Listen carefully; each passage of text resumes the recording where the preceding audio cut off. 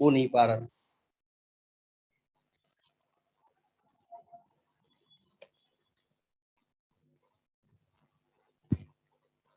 चलिए एक बार वेक्टर को रिवाइज कर डालो, कितना पढ़ाया हमने, एक बार थोड़ा सा सरसरी निगाह से उसको देख डालो, फिर बात करते हैं।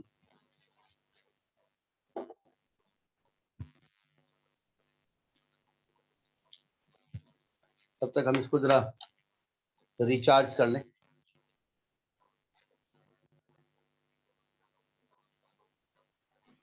Good evening, sir. Good evening to all of you, to you also. Good evening sir. हाँ तुम्हारी मैं याद कर रहा था, क्योंकि पिछली बार में तुम नहीं अटेंड किए थे क्या? यस सर, कल हालांकि जो पिछली क्लास थी वो अटेंड नहीं कर पाया सर, सॉरी। हाँ क्योंकि तुम्हारी आवाज मुझको सुनाई नहीं पड़ी। यस सर, आप मुझे तो मिस कर रहे थे। सही बात। चलिए वेक्टर्स के बारे में बात करने जा रहे हैं। कहाँ तक बात हो गई थी? एडिशन सब्ट्रैक्शन हो गया था। अब देखो multiplication of vectors. Multiplication of vectors एक बहुत बढ़िया बात मैं बताने जा रहा हूँ, जरा ध्यान से समझिए। देखिए मल्टीप्लिकेशन ऑफ वेक्टर्स,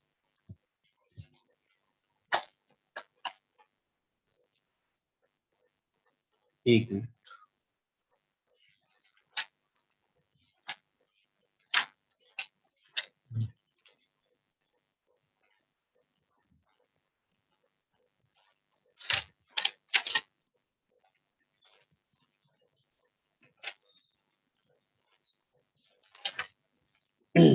देखिए आपने वर्क का फॉर्मूला पढ़ा है, force into displacement in the direction of force, याद है? वर्क का फॉर्मूला होता है force into displacement in the direction of force.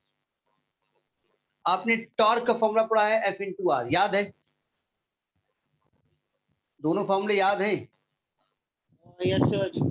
देखो फोर्स इनटू डिस्प्लेसमेंट, फोर्स और डिस्प्लेसमेंट दोनों वेक्टर क्वांटिटी, और टॉर्क में एफ इंटू आर दोनों वेक्टर क्वांटिटी है। लेकिन लेकिन लेकिन जब मैं वर्क निकालता हूं, फोर्स और डिस्प्लेसमेंट का मल्टीप्लाई करता हूं, तो दोनों स्केलर क्वांटिटी मिलती है वर्क। और जब फोर्स और टॉर्क टॉर्क निकालता हूं एफ इंटू आर, तो वहां पर वेक्टर क्वांटिटी मिलती है टाउ। एक केस में फोर्स और डिस्प्लेसमेंट मल्टीप्लाई हुए तो आपको स्केलर क्वांटिटी मिली, और एक केस में दो वेक्टर क्वांटिटी मल्टीप्लाई की गई तो वेक्टर क्वांटिटी। यानी कि दो प्रकार से वेक्टर को मल्टीप्लाई किया जाएगा।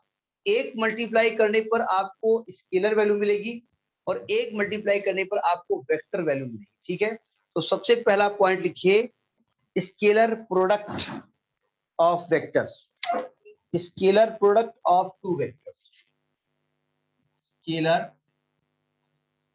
Product of two vectors. दो वेक्टर्स का स्केलर प्रोडक्ट हम निकालना सीखने जा रहे हैं। देखो ध्यान से, थोड़ा याद भी करना पड़ेगा, थोड़ा समझना भी पड़ेगा।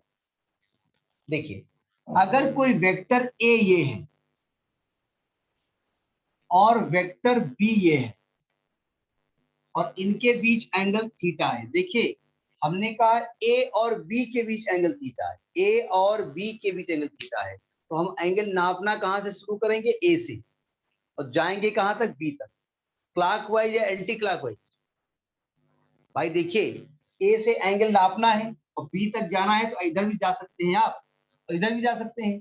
तो अगर ए से नापना शुरू करोगे और बी की तरफ जाओगे, तो आप क्लॉकवाइज एंगल नापोगे या एंटी क्लॉकवाइज? Anti-clockwise. क्योंकि क्लॉकवाइज एंगल कैसा होता है? नेगेटिव होता है। ठीक है, तो इनका जो स्केलर प्रोडक्ट होता है उसको लिखते हैं हम ए वेक्टर डॉट लगा देते हैं B vector, A dot B, और इसका फॉर्मूला होता है vector A mod A into mod B cos theta.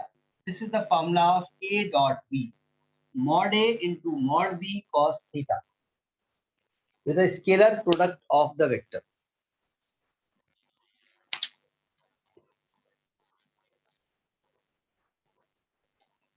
ठीक है, अब कुछ एग्जांपल्स ले स्केलर प्रोडक्ट। एक तो इसका एग्जांपल होता है वर्क। वर्क की डेफिनेशन क्या होती है? The force multiplied by the displacement in the direction of force. देखो फोर्स भी वेक्टर क्वांटिटी है और डिस्प्लेसमेंट भी वेक्टर क्वांटिटी, तो वर्क को लिखते हैं हम एफ डॉट डी। सर जो आपने scalar product of two vectors बताया सर, ये मतलब डायरेक्शन को काउंट में नहीं लेते हैं उनकी कि ए और बी की डायरेक्शन एक है अलग है? नहीं, ए बी की डायरेक्शन तो ले रहे हैं, लेकिन दोनों का ये जब रिजल्ट हम लेते हैं तो यहाँ वेक्टर नहीं होता। ठीक है, अभी हम बताएंगे आपको कि आप इसको ए बी कॉस थीटा ही क्यों लिखते हैं। ठीक है, इसका एक कॉन्सेप्ट है, लेकिन ये एथेंटिक कॉन्सेप्ट नहीं है। कुछ टीचर अगर आप ऐसा लिखोगे तो कहेंगे अच्छा है तो कोई मुंह बना रहा है। ठीक है, अभी बताऊंगा आपको। तो यानी कि वर्क कैसी क्वांटिटी होती है? स्केलर क्वांटिटी होती है। फॉर्मूला क्या होता है? F dot D. तो वर्क एक स्केलर क्वांटिटी होती है। दूसरा एग्जाम्पल इसका पावर का है। पावर का फॉर्मूला आपने क्या पढ़ा है? What is the formula of power? Work upon time. Power का फॉर्मूला क्या होता है? Work upon time sir. Work upon time, इसको एस लिख दो, अच्छा लगेगा। ठीक है, ठीक है, उसका रीजन मैं लिख रहा हूँ। ये एफ डॉट एस, ये जो टी है ना, अगर टी को एस के नीचे लिखोगे तो एस अपॉन टी क्या होता है? जरा इसको देखिए, एस अपॉन टी क्या होता है? Displacement upon time, velocity. Velocity. तो एक फॉर्मूला हो गया एफ डॉट वी, ये पावर का फॉर्मूला होता है। तो दीज आर द फॉर्मूले of the dot product, examples of dot product. ठीक है, अब देखिए properties of scalar product. Properties of scalar product, इनकी प्रॉपर्टी ये याद रखना पड़ेगा। अभी हम बता देंगे कि ए डॉट बी को आप ऐसा क्यों लिख रहे हैं, ये बात भी बताइए, अभी नहीं, अभी कंफ्यूजन हो जाएगा। देखिए प्रॉपर्टीज ऑफ स्केलर प्रोडक्ट और डॉट प्रोडक्ट। इस स्केलर प्रोडक्ट को हम डॉट प्रोडक्ट भी कहते हैं और डॉट प्रोडक्ट, डॉट प्रोडक्ट यानी ये इनके बीच में एक डॉट लगा दिया, डॉट प्रोडक्ट। अब देखिए प्रॉपर्टीज ऑफ स्केलर प्रोडक्ट। देखिए प्रॉपर्टीज नंबर 1 लिखिए, एक थोड़ा याद रखने वाली चीजें, ध्यान से पढ़िएगा। नई नई चीजें आप पढ़ रहे हैं, अब तो वो एक होता नहीं, अब तो बड़े बन जाइए, अब यही होगा, अब तो बड़े बन जाइए। देखो ध्यान से, पहली प्रॉपर्टी देखिए, स्केलर प्रोडक्ट इज कॉम्यूटेटिव। पहली प्रॉपर्टी है it is commutative. Commutative, commutative word सुना है कहीं आपने? कॉम्यूटेटिव वर्ड सुना है कहीं आपने? कॉम्यूटेटिव क्या होता है, सुना है या नहीं? यस और नो बोल दीजिए बस। Yes sir. Yes sir. हमें कॉम्यूटेटिव के नाम से तो नहीं, बहुत बचपन से जो हम नर्सरी केजी फर्स्ट सेकंड में थे तो हमको लिखा जाता था 2 + 3 = 3 + व्हाट, यहाँ क्वेश्चन मार्क लगा होता था। ठीक है, और हम लिख के आते थे यहाँ पर ए बी, कौवा चिड़िया बिल्ली, भी लिख के आते और घर में दिखाते थे पापा को, देखो मैं यहाँ बी लिख करके आया। फिर हमको डांट पड़ती थी, नालायक बी लिख के आया यहाँ पर, तो तू लिखना चाहिए था। ये कौन डांटता था? पापा डांटते थे। कौन डांटता था?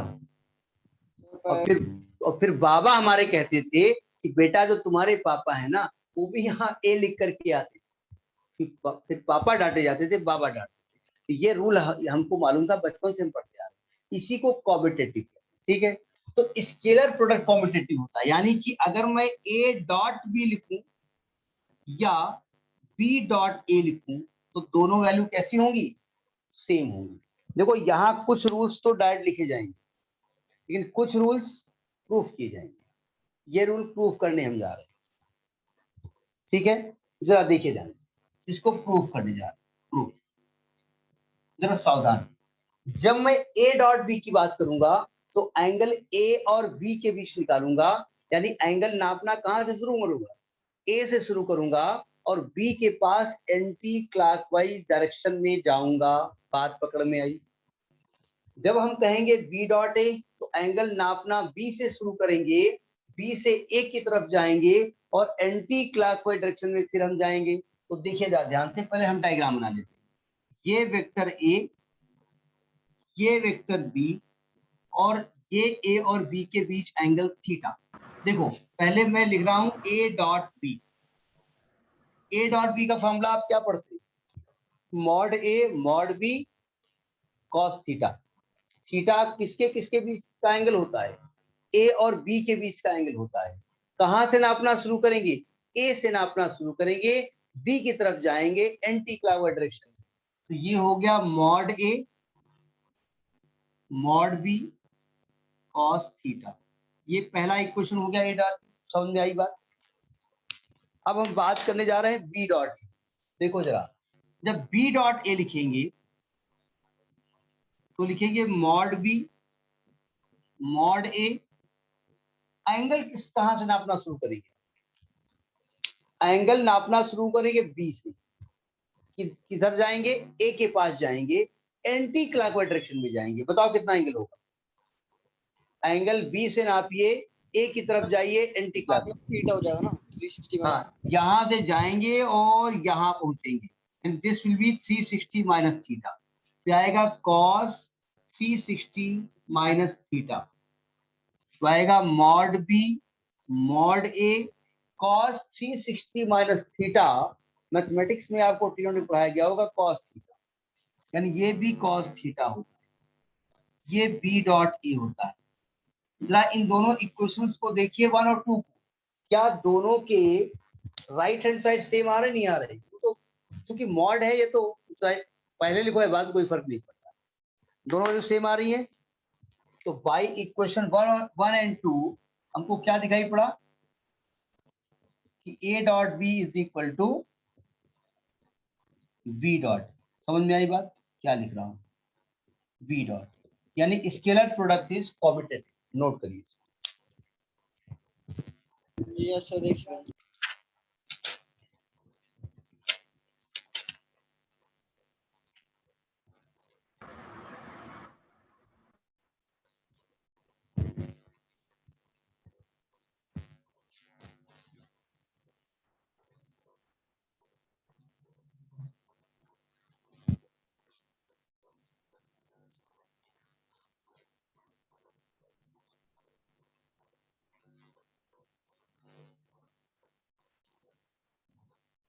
अच्छा, सेकेंड लॉ प्रूफ करने के पहले एक नोट करके कुछ और प्रूफ करना पड़ेगा, क्योंकि उसका इस्तेमाल करने जा रहे हैं, इसलिए उसको पहले बताना पड़ेगा।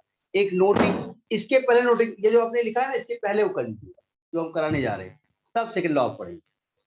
ठीक है? समझ आ रही बात नहीं आ रही? मतलब इसके पहले ये शुरू करें, इसके पहले जो आप हम करने आए वो पहले करना, क्योंकि सेकेंड लॉ में उसका यूज हम करने जा रहे हैं। इसलिए एक नोट लिखिएगा, नोट लिखिएगा। सर ये नोट कर ले नीचे। Scalar product is commutative.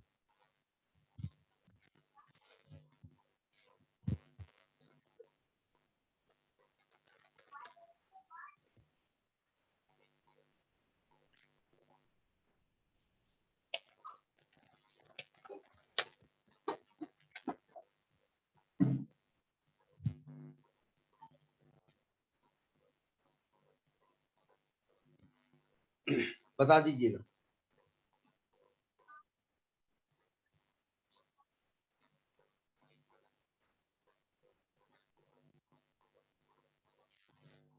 एक मिनट जरा।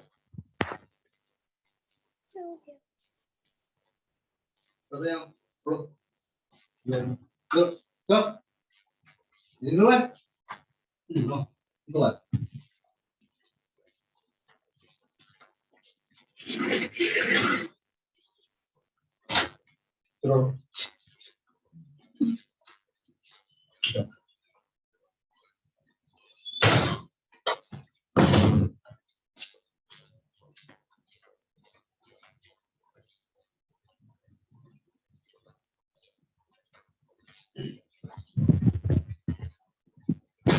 हो गया? Yes sir. अच्छा, अब हमने क्या कहा कि जो सेकंड प्रॉपर्टी बतानी है उसके पहले एक चीज बतानी है, वो नोट करके पहले कर लेना, ये बात लिखिएगा। अब देखिए एक नोट, नई चीज बताने जा रहा हूँ, जरा समझ के लिखिएगा।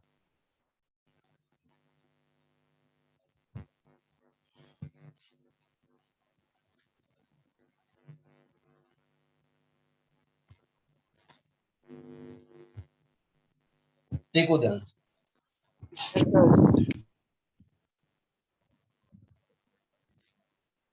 देखिए ये एक अभी कुछ करिएगा नहीं, ये एक लाइन है, या आप मान सकते हैं ये वेक्टर बी है या वेक्टर ए है, मान लेते हैं, और ये वेक्टर बी है, ठीक है।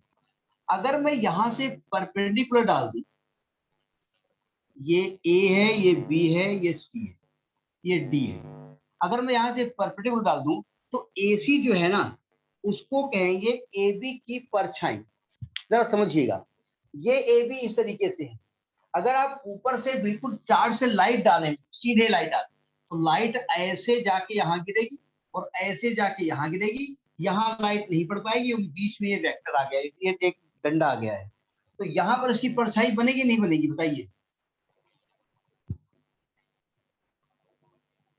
यस सर बनेगी। एक टेढ़ी लाइन है, ऐसे मान लेते एक रॉड रखा हुआ है, आपने बिल्कुल स्ट्रेट ऐसे टार्च मारी तो टार्च यहाँ पे गिरेगी, यहाँ लाइट गिरेगी, ये वाला पोर्शन यहाँ पर कुछ नहीं रहेगा, परछाई इसकी रहेगी, इसको कहते हैं प्रोजेक्शन। क्या कहते हैं?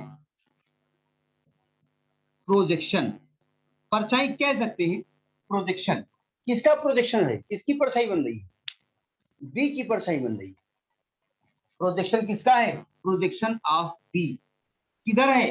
ए की डायरेक्शन में, अलोंग ई। तो ये लैंग्वेज समझ आई। ये जो AC है वो क्या है? प्रोजेक्शन ऑफ बी अलोंग ए। ठीक है, वर्ड पकड़िएगा, अभी हम उसकी बारे में बात करने जा रहे हैं। अच्छा, अगर ये एंगल थीटा हो और इसमें हम कॉस थीटा लगा देते, कॉस थीटा, तो cos theta is equal to क्या निकलता? Base upon hypotenuse. तो बेस हो गया AC और हाइपोटेन्यूज हो गया AB।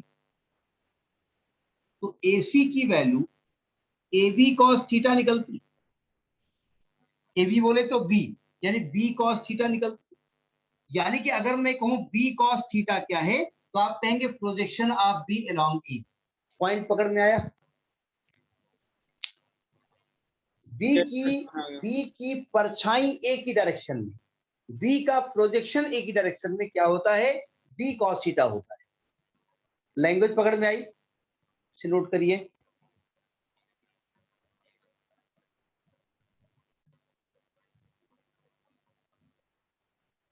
यानी अगर A डॉट B जहां AB कॉस थीटा लिखते हैं, जहां B कॉस थीटा लिखते हैं, तो B कॉस थीटा क्या होता है? B का प्रोजेक्शन होता है A की डायरेक्शन।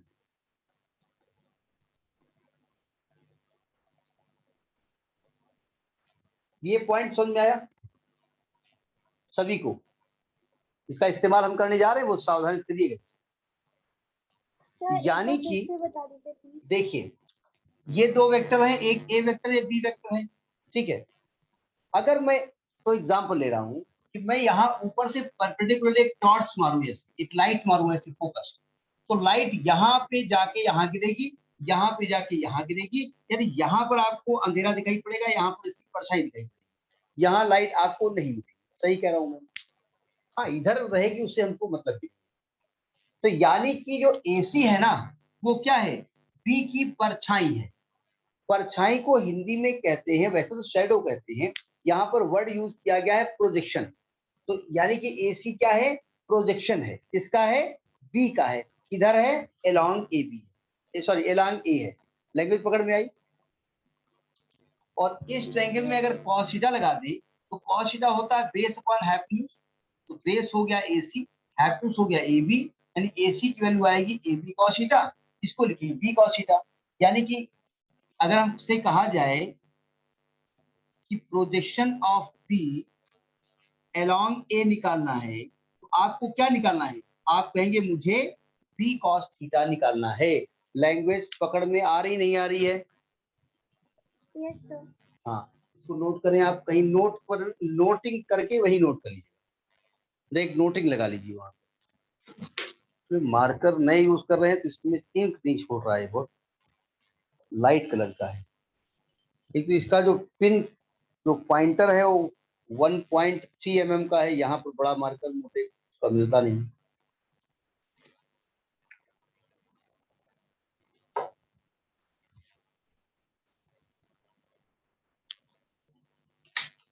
हो गया?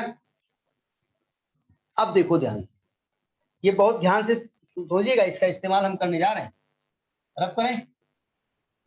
सर एक सेकंड। ये डंडा ना खींचेगा, वो तो हमें समझाने के लिए बताया है, आपको ये नहीं खींचना है यहाँ, वो समझाने के लिए टार्च मारी थी।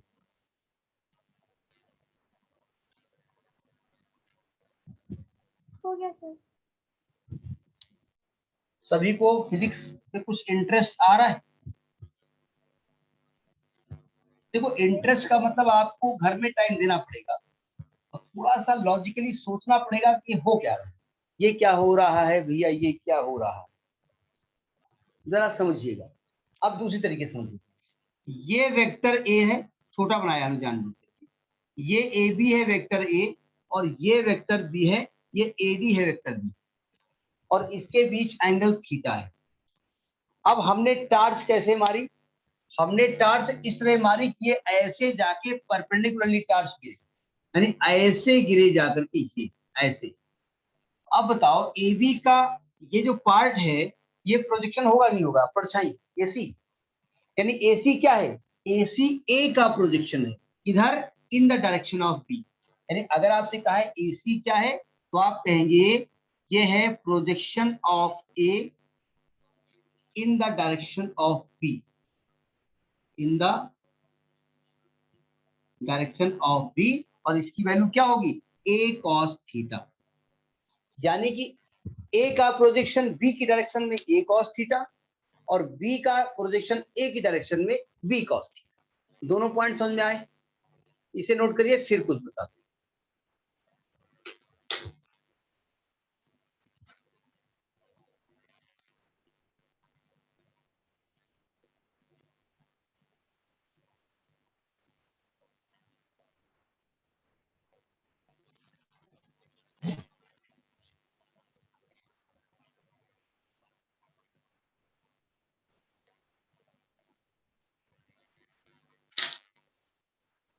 हो गया? अब देखो, अभी आपने ए डॉट बी निकाला है, अभी आपने ए डॉट बी निकाला है। क्या निकाला है? Mod A mod B cos theta, ये निकाला है। ठीक है, अगर आपसे कहा जाए कि आप प्रोजेक्शन ऑफ ए निकालिए, आपसे कहा जाए आप प्रोजेक्शन ऑफ ए निकालिए along बी, एक्चुअली आपसे क्या कहा जा रहा है? आपसे कहा जा रहा है ए कॉस थीटा निकालिए। सही कह रहा हूं मैं? अगर से आपसे कहा जाए कि projection of A along B निकालिए, तो आप कहेंगे हमसे क्या कहा जा रहा है? ए कॉस थीटा निकालिए। सही कह रहा हूं? जरा हाँ हाँ बोलते रहिए, समझ में आए तो हाँ हाँ बोले, हाँ हाँ हाँ, ऐसा वाला हाँ नहीं। Yes sir. और इसकी वैल्यू क्या होगी? इसकी value A dot B upon mod of B निकलेगा। भाई यहां से निकालो ए कॉस थीटा, तो मॉड बी को अपान में ले जाओ। तो अगर आपसे कहा जाए कि projection of A along B निकालो, तो आप कहेंगे हमें ए कॉस थीटा निकालना है। ए बोले तो मॉड ऑफ ए, यानी आपको जब हम वेक्टर नहीं चढ़ाते तो अल्टीमेटली वो मॉड हो जाता है। ठीक है, तो ए कॉस थीटा यहां से क्या निकलेगा? A dot B upon mod of. ये हो गया ये। अच्छा, अगर आपसे कहा जाए कि प्रोजेक्शन ऑफ बी, ये शॉर्ट लिख रहे हैं, प्रोजेक्शन ऑफ बी along ए, तो आपसे क्या कहा जा रहा है? आप कहेंगे हमसे कहा जा रहा है बी कॉस थीटा निकालो। क्या फॉर्मूला होगा? A dot B upon mod of A. ये दो फार्मूले नोट करें पहले।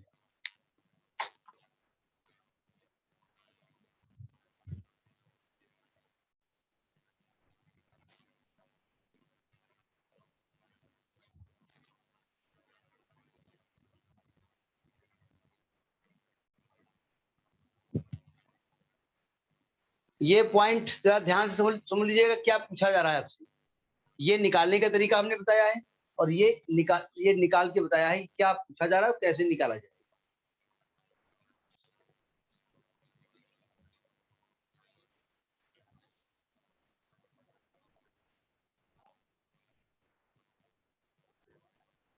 हो गया?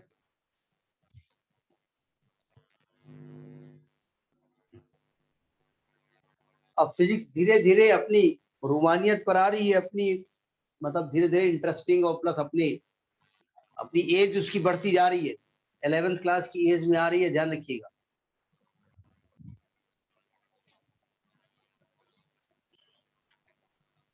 हो गया सर। ठीक है, अब जो अभी प्रॉपर्टी हम बता रहे थे ना, हमने कहा था रुक जाइए, केवल प्रूफ कर लीजिए। क्या हो गया सर मुझे नोट डाउन करना है, एक सेकंड। हाँ, नोट कर लीजिए।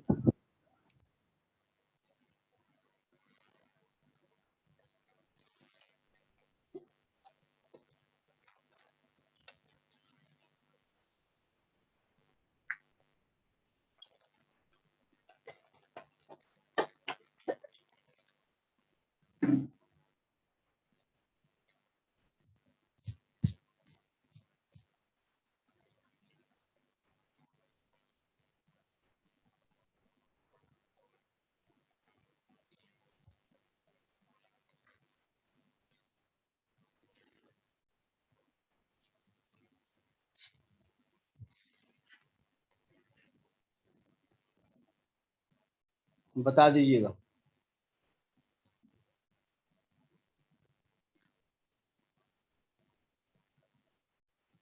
Yes sir, noted.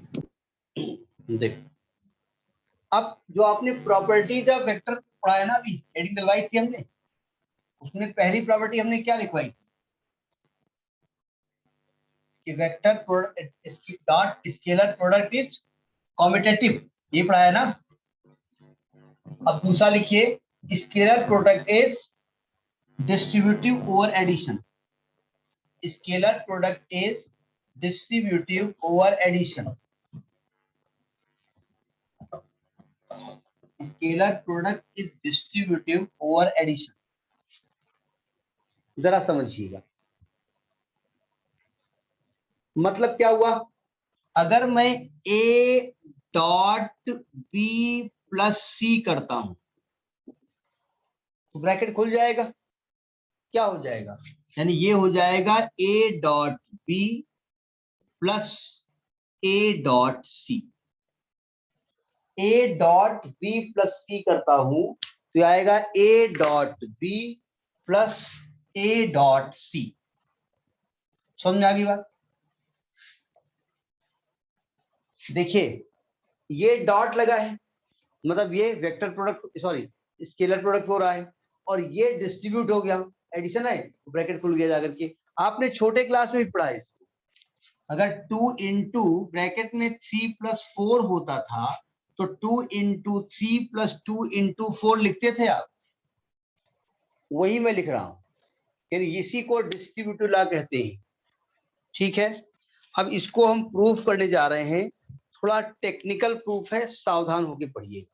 देखो ध्यान से, आपको ए का डॉट किसके साथ निकालना है, बी प्लस सी के साथ निकालना है, बोलते रहिएगा। ए का डॉट किसके साथ निकालना है, बी प्लस सी के साथ निकालना है, तो पहले बी प्लस सी चाहिए। Yes sir. यानी दो वेक्टर कहीं ना कहीं एज्यूम करने पड़ेंगे जिनका रिजल्टेंट बी प्लस सी। दो वेक्टर को जोड़ते कैसे हैं, एक वेक्टर खींचते हैं, उसके हेड से दूसरे की टेल जोड़ते हैं, और जो रिजल्टेंट होता है वो पहले के टेल को लास्ट वाले के हेड से जोड़ते हैं। तो पहले बी प्लस सी खोज के हम लाते हैं। देखो ध्यान, क्योंकि प्रूफ करना है इसलिए आपको जो मेथड बताएंगे उसी मेथड से ही करना है, उसमें बट कुछ नहीं है। देखो अगर ये एक वेक्टर हम ऐसे मान लें बी, और एक वेक्टर हम ऐसे मान लें सी, तो बताइए ये रिजल्टेंट बी प्लस सी होगा कि नहीं होगा। Yes sir. अच्छा, थोड़ा सा इसको टेढ़ा कर दीजिए, ना ना करिए चलेगा। अच्छा, अब आपको बी प्लस सी तो मिल गया, अब क्या चाहिए ए, और एक वेक्टर ये ए मान लें, चलेगा। तो अब आपको एक वेक्टर ए और एक वेक्टर बी प्लस सी, इनके बीच में डॉट प्रोडक्ट निकालना है। ठीक है, अच्छा हमने क्या किया, यहां से एक पर पहले नोट करिए इसको,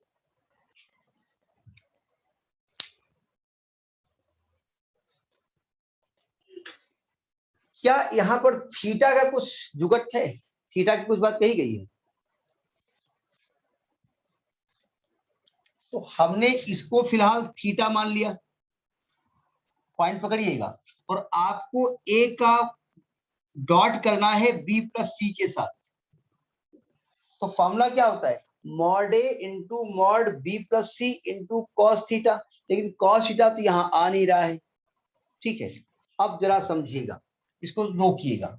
आप जब ए डॉट बी करते हो तो formula mod A into mod B cos theta होता है।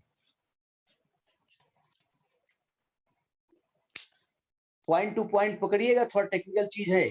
Yes sir. आप ए डॉट बी करते हो तो mod A mod B cos theta होता है, थीटा गायब है, यहाँ पर थीटा की बात ही यहाँ नहीं की जा रही है।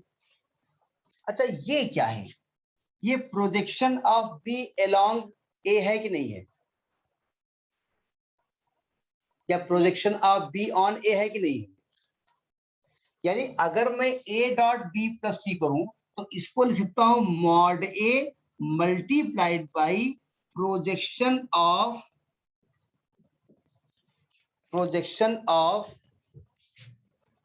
B plus C on A लिख सकता हूं।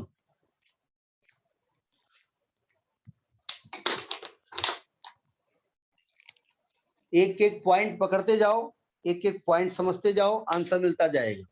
एक साथ पकड़ोगे तो पॉइंट मिस कर जाएंगे। अभी हमने कहा ए डॉट बी क्या होता है, mod A into projection of B on A. तो यानी A dot B plus C क्या होगा, mod A into projection of B plus C on A, कह सकता हूं मैं। यस सर, कह सकता हूँ। अब जरा बताइए, बी, ये जो बी प्लस सी, इसका नाम दे दो कुछ, ए बी सी डी ऐसे दे दो। इसका प्रोजेक्शन कैसे निकालते हैं, यहां से परपेंडिकुलर खींचते हैं, और ये एल है, यही तो प्रोजेक्शन होता है ए एल। यानी ये आपका मॉड ए है, ये क्या है, मॉड ए है, और यही तो इंटू ए एल है। सही कह रहा हूं मैं।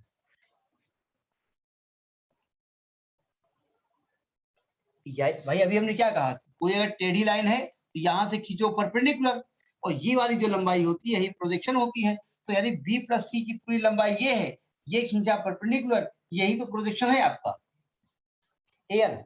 क्यों? Yes sir. अच्छा, अगर यहां से परपेंडिकुलर खींच देते हम, ये नाम दे दे एम, तो ये बताओ mod A into A L को A M plus M L लिख सकते हो, A M plus Yes, M L. sir. Point two point पकड़िएगा। ए एम क्या है, ए एम बताइए, बी का प्रोजेक्शन है इधर। भाई देखिए, ये बी है और ये ए है पूरा, और यहां से परपेंडिकुलर खींचा है, तो ए एम बताइए ए की डायरेक्शन में बी का प्रोजेक्शन है कि नहीं है। Yes, sir.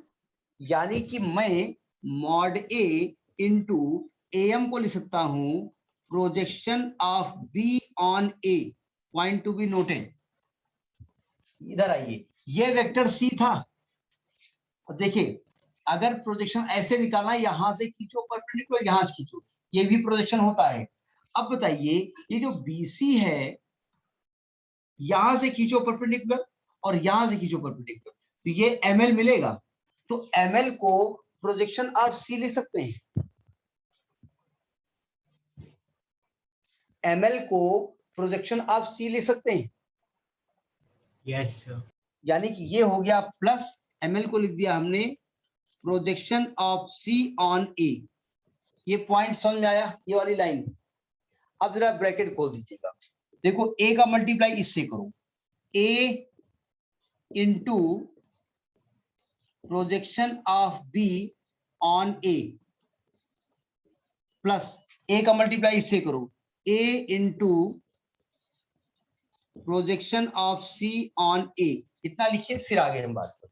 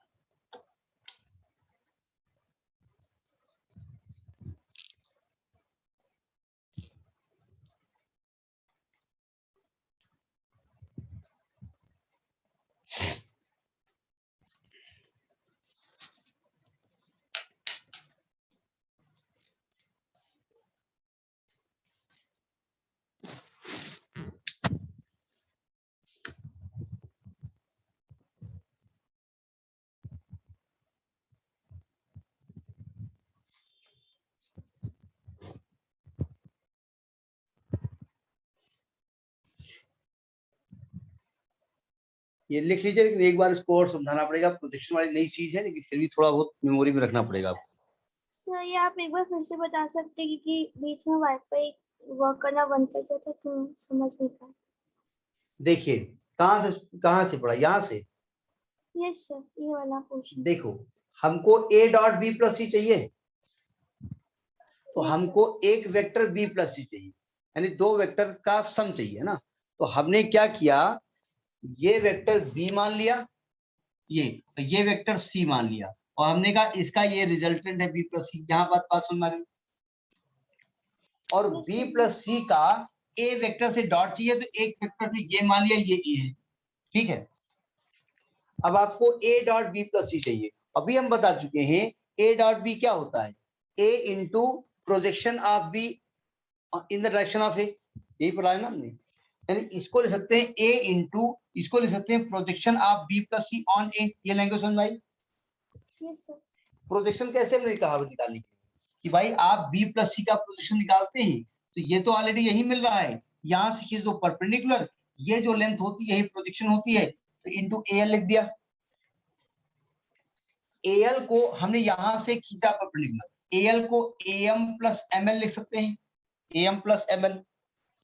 am क्या है, एक्चुअली में हमने b जो वेक्टर है ना, यहां से अगर हम परपेंडिकुलर खींचे तो am इस b का प्रोजेक्शन है कि नहीं है,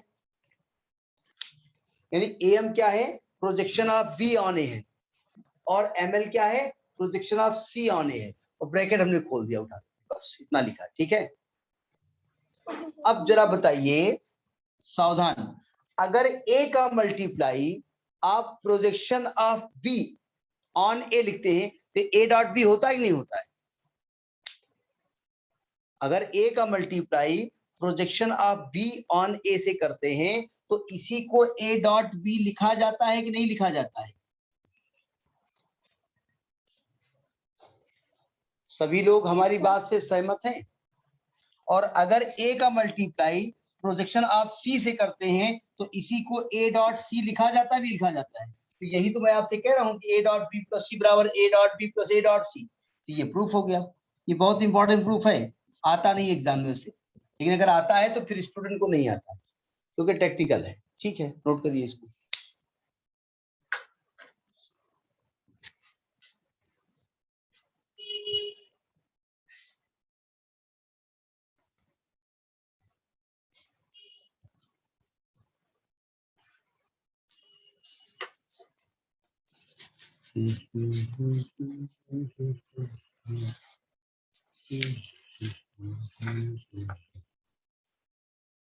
तो ये है स्केलर प्रोडक्ट इज डिस्ट्रीब्यूटिव।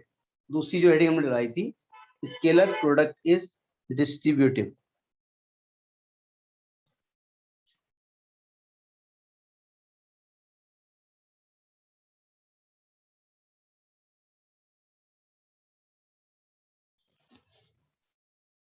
हो गया,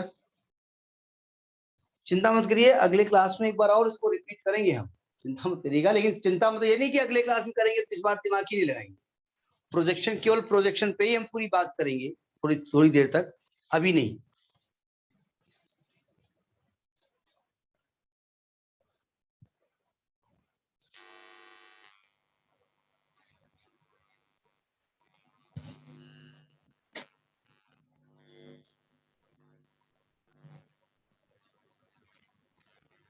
बता दीजिए जब कर लीजिएगा।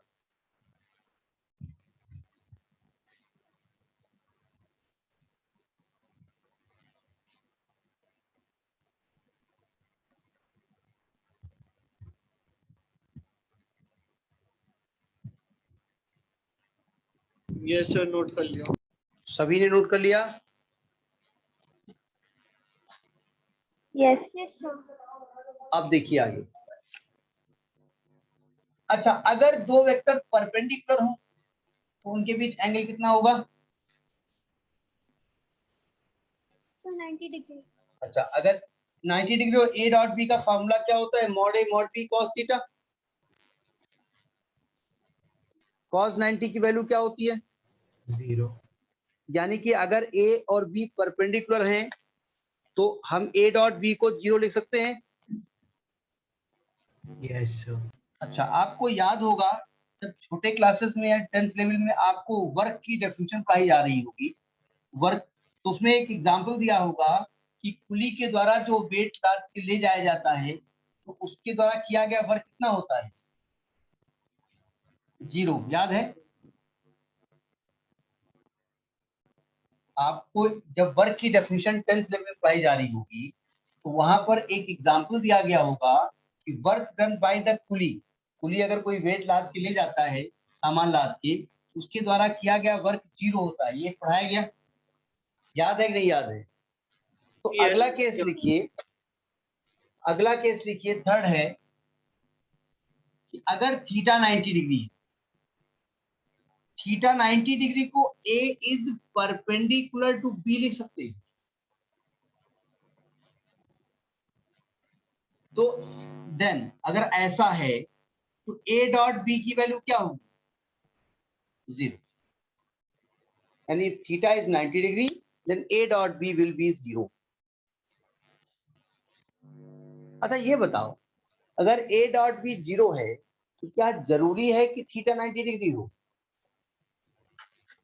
हमने कहा if theta is equal 90 degree then A dot B is 0। ठीक है, वेरी गुड, क्योंकि cos 90 0 होता है। हम दूसरी तरीके से बात कर रहे हैं, अगर हमने कहीं ए डॉट बी 0 लिखा, क्या जरूरी है कि ए डॉट बी अगर 0 हो तो थीटा 90 डिग्री ही हो सकता, जरूरी है? सर 270 भी हो सकता है। नहीं नहीं, वो तो 90 हो गया, वो बात नहीं। 270 बोलो तभी 90 है, वो आपने ऐसे बजाय उल्टा ऐसे कर दिया तो 90 ही कहलाए। ठीक है, एंगल की हम बात नहीं। तो ये बताइए क्या जरूरी है? जी नहीं। ये भी तो हो सकता है कि इन दोनों वेक्टर में कोई 0 वेक्टर हो, नहीं हो सकता है? यस सर, हो सकता है। भाई डिस्प्लेसमेंट एक वेक्टर क्वांटिटी होती है, आप कई पॉइंट से चलते चलते वहीं पर लौट के आ जाओ, what will be your displacement? 0। तो यानी कि थीटा 90 डिग्री होगा तो ए डॉट बी 0 होगा, लेकिन ए डॉट बी 0 है तो पर्टिकुलरली आप ये नहीं कह सकते कि थीटा 90 ही होगा। इट मे बी पॉसिबल कि इन दोनों में से कोई एक वेक्टर।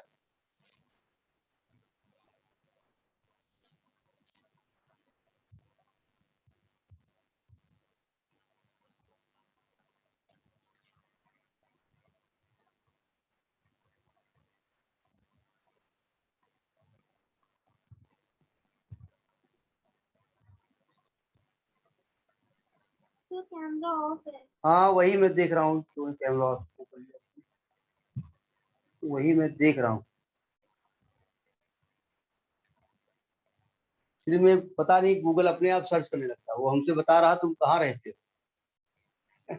अपने आप रिकवर कर रहा है, हमारी लोकेशन पूछ रहा है, वहीं रहते हो? अरे हम कहीं रहते हो। समझ में आ रही बात, नहीं आ रही है? ये मैथमेटिक्स में आपसे कभी भी पूछा जाएगा, मैथ से पूछा जाएगा कि theta 90 degree then A dot B 0, if A dot B 0 is it necessary that theta is 90 degree? तो ऐसा होगा। सेकंड केस लिखिए, इफ थीटा इज 0 डिग्री। अगला पार्ट प्रॉपर्टी है if theta is 0 degree. 0 degree का मतलब A is parallel to B, parallel का ही साइन होता है ना, तो ए डॉट बी की वैल्यू क्या होगी? मॉड ए इंटू मॉड, क्योंकि cos 0 की वैल्यू 1 हो जाएगी।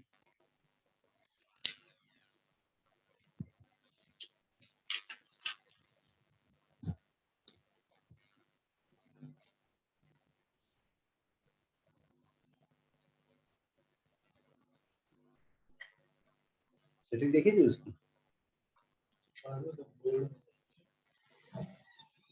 हो गया। अब एक बढ़िया सी चीज देख लीजिएगा, उसको प्रॉपर्टी भी लिख सकते हैं। फिफ्थ, जरा ये बताइए, अगर मैं ए डॉट ए लिखता हूं तो बताइए ए और ए के बीच एंगल क्या होता है? 0 डिग्री। 0 डिग्री। यानी 360 डिग्री। अरे 0 बोलिए भाई, 360 तो घूम के आपको वहीं पाना। सर वो एक ही बात हुई ना फिर भी तब हाँ भी। एक ही बात, यानी कि मॉड ए इंटू कॉज 0 लिख सकते हैं। यानी इसको मॉड ए का स्क्वायर लिख सकते हैं। पॉइंट टू बी नोटेड, पहले लिखिए फिर नोटेड हम बताते हैं, इसका मैं यूज कहीं करने जा रहा हूं।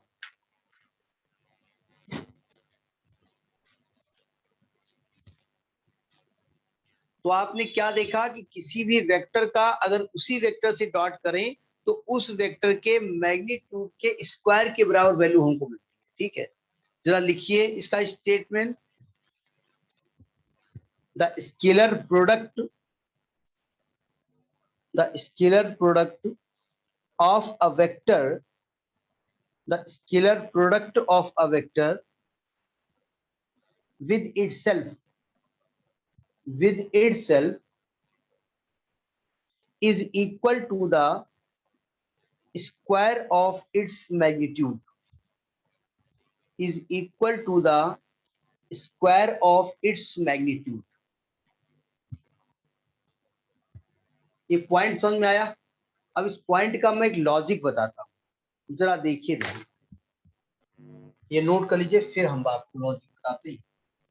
बढ़िया सा लॉजिक है, उससे क्वेश्चन भी हल हो जाएगा और ये लॉजिक भी आपको पकड़ में आएगा। एक एग्जांपल लिखिए, मैं इसको यूज करने जा रहा हूं। एक एग्जांपल लिखिए, देखो कि if mod a plus b is equal to mod a minus b, find the angle between a and b। if mod a plus b is equal to mod a minus b, then find the angle between a and b।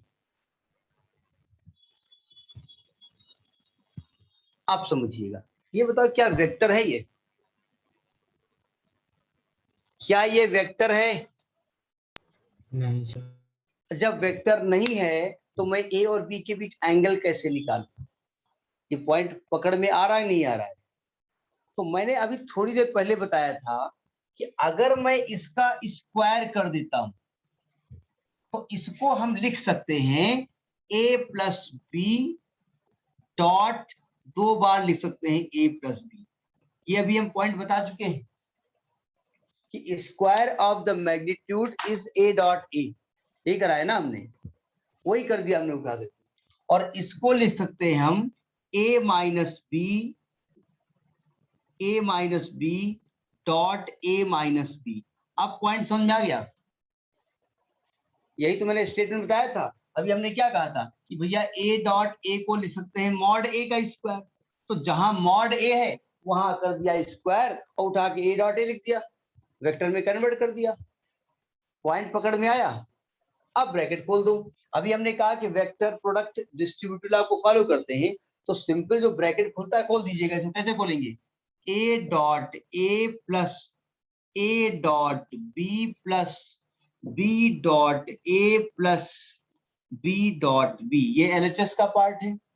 ये आएगा a dot b minus, sorry a dot a minus a dot b minus b dot a plus b dot b। Simply जो bracket खोलने का तरीका आपका वही हमने यहाँ पर एडॉप्ट किया है। देखिए ये अंकर तो ऐसी बहुत सकते हैं, a डॉट a से कट गया, सेम साइन है। b डॉट b से कट गया।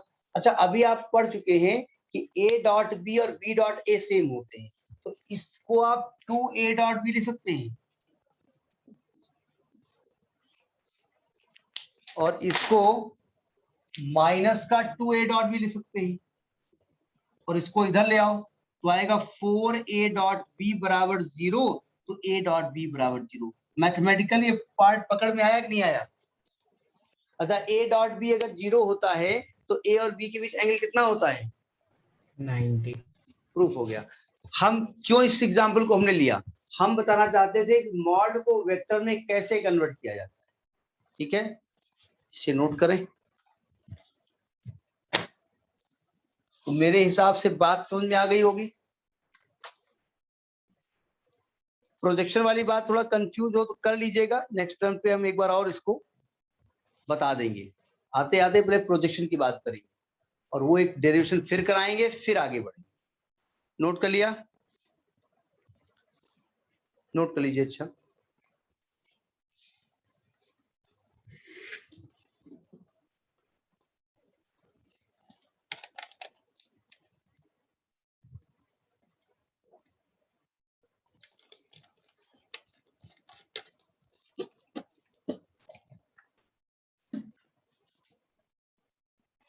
बता दीजिएगा।